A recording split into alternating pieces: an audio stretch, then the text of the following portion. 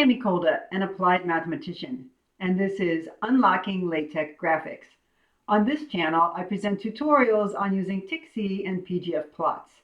The videos on this channel are based on my book, Unlocking LaTeX Graphics, as well as some bonus materials. Today I'll show you how to use the Groupplots library in PGFPLOTS to create a figure with two plots sharing one x-axis. Specifically, we'll reproduce a figure from a highly cited machine learning paper. The figure shows two vertically stacked plots that share an x-axis and also have some other annotations and refinements. Today I'll cover the basic setup in plotting, and we'll end up with what I'm showing here. I'll do another episode to cover the refinements and annotations. Let's get started. Here's the document setup. I'm using parskip to avoid paragraph indentation. I'm using hyperref to link to the YouTube channel and also to provide a link to the paper from which we're taking the figure. The main package is PGFPLOTS. I set the compatibility to version 1.18. Since we're doing a group plot today, I'm loading the Groupplots library using Use PGFPLOTS library.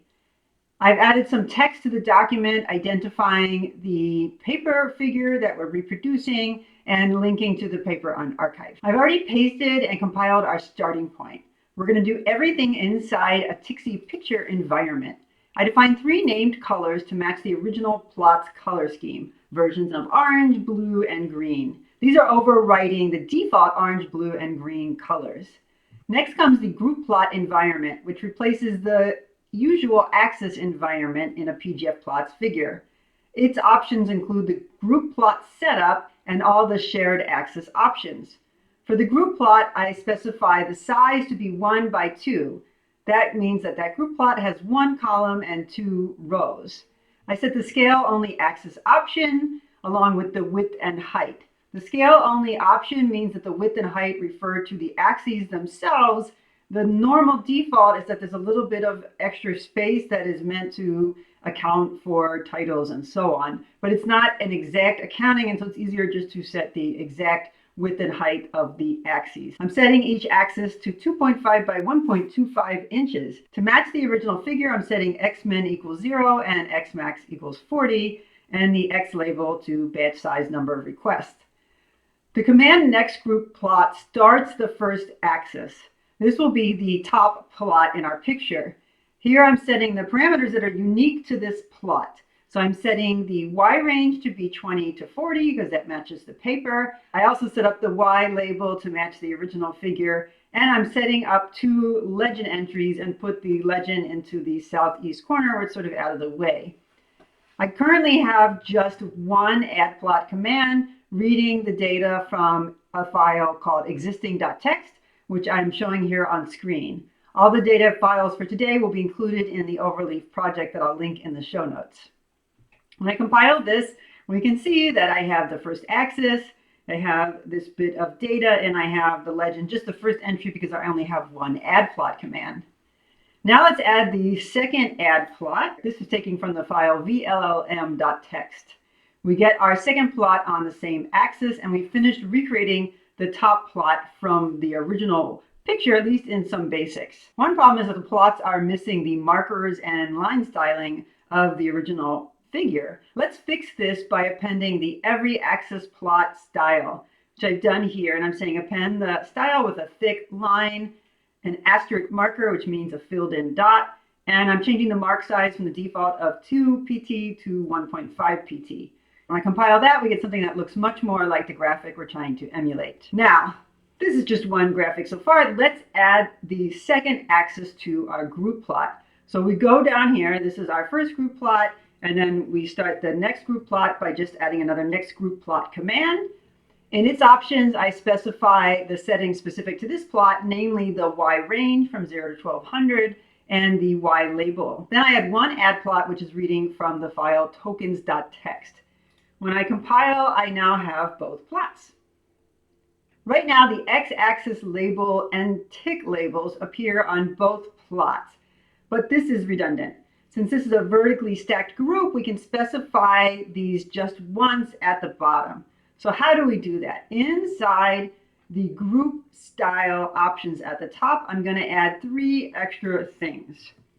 Here I'm setting the vertical separation to just 1/4 inch. This controls the vertical gap between the two axes. The default is 1 centimeter, but I'm going to be able to reduce this because I will not have the tick label marks or the X label up there. Second, X labels equals edge bottom says to put the X axis label, that's the text, on the bottom edge of the column. And then ditto for X tick labels, this just says the numbers on the tick labels go at the bottom. So after compiling, the two plots share a single x-axis and are now a little bit closer together. Another thing I noticed is that the original figure uses a sans-serif font for all the axis labels and tick labels. Let's match that by setting the font to be sans-serif. For reasons that I don't entirely understand, if I were to just say font equals SF family without putting it inside this every axis.append style, it actually doesn't take effect in all the places that I want it to. I didn't need to do this for other things such as the width and height, but for some reason we need to do it for the font. You could actually put the other things inside the every axis style as well. And so this is just one of those things where if you have a problem where a setting for your group plot is not applying to all your axes, go ahead and stick it inside the every axis append style and that might fix it. Another thing I'll note is that the x-axis tick marks are not in the sans-serif font. By default, they're rendered in math mode. There are a few different ways to fix that, but the easiest is to set the x-tick and x-tick labels explicitly, and these will be interpreted as text, and so use the sans-serif font. So I'm going to go over here, and I'm going to add x-tick equals 0 through 40, and x-tick labels explicitly, even though they're just a copy, but this means they'll be rendered as text rather than as numbers. Now that looks like the sans-serif font. The y-axis ticks for the first plot don't actually match exactly what's in the figure we're trying to reproduce. That just has 20, 30, and 40. So we're going to use the same approach as before. We're going to specify the y-ticks explicitly, and then we're also going to specify the labels so that they'll be rendered as text in the sans-serif font. Similarly, we want to change the ticks and labels for the y-axis on the second set of axes. This is also useful because the original picture uses K as shorthand for thousands. So we will put our y-ticks at 0, 400, 800, and 1200, and we'll label them using 0, 0.4K, 0.8K, and 1.2K. That will match that original figure. So we've reproduced the basic figure in the original paper with both plots, a shared x-axis, and the same ticks and labels as the original. I'm going to do another episode where I'm going to show how to make some refinements to make the figure look even closer to the original. One thing is that we want to change the legend and put it vertically on top. We'd like to flip the tick marks so that they point out rather than in. I'll also show how to add those fancy annotations that connect points in the upper graphic to the lower graphic. This will be by adding annotations on top of the existing figure by combining Tixi with PGFPLOTS. I hope you enjoyed today's episode on the Groupplots library in PGFPLOTS. We reproduced a figure with two vertically stacked plots that share an x-axis. We did this using the Groupplots library from PGFPLOTS. We used this to reproduce a figure from a highly cited machine learning paper. We haven't yet matched everything in the original figure, but we have basic plots in place. In the next episode, I'll show how to make the legend and tick marks look like the original figure. I'll also show how to add the annotations on top of the existing figure by combining Tixi with PGFPLOTS. I include a link to the overleaf document I created today in the show notes. If you found this helpful or interesting, please click like or subscribe. If you have Tixi or PGFPLOTS questions, please post them in the comments.